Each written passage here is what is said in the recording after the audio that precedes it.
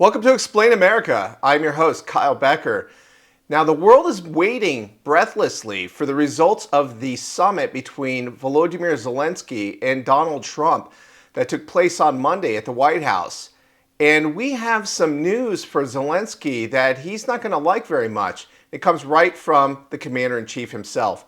But before we get into that, please like, share, comment, Explain America. Join us. We appreciate your support for common sense journalism.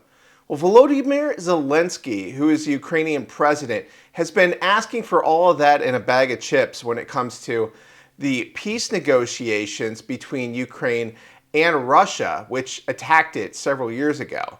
And this war has been going on for a long time. It's a frozen conflict, and neither side seems to be winning, and the Russians are just entrenched there in parts of Ukraine's eastern territory.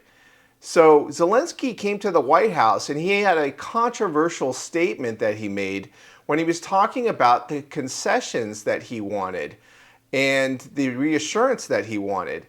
And let's take a look at what Zelensky said because it's important context. President Zelensky, what security guarantees do you need from President Trump to be able to make a deal? Is it American troops, intelligence, equipment? What is it? Everything. And really, it includes two parts. First, strong Ukrainian army. That's what I began to discuss with your colleagues. And it's a lot about weapon and then people and training missions and intelligence. And second, we will discuss with our partners. It depends on the big countries, on the United States, on a lot of our friends. Well, Zelensky has gotten word back from the White House that President Trump is not interested in committing any ground troops to Ukraine. And this is a wise decision because why start World War III over a geographical conflict? It's a regional problem in Eastern Europe, and the United States should not be risking millions of people's lives over a regional conflict. And also, Ukraine is not a member of NATO, and Trump made clear from the very beginning he does not want to see Ukraine in NATO.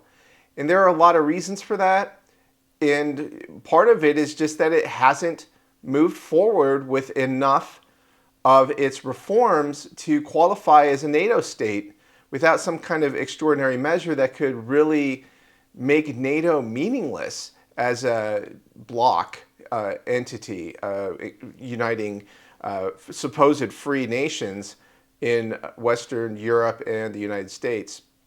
So Trump has sent a message clear to Zelensky. He's not interested in providing troops. The gravy train has got to come to an end. And, although Ukraine, obviously, it should be independent and it should have, sovereignty, and nobody's disputing that. You also need to be able to defend yourself and realize when, your war is not going the way that you want it to.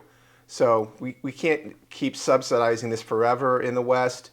And that's probably going to make a lot of warmongers upset, but that's just the way it is. And I think Donald Trump has proven to be a very wise and intelligent statesman in handling this matter. And let's hope that peace finally can be achieved. So if you have any thoughts about this story, please like, share, comment, and we really appreciate you watching Explain America.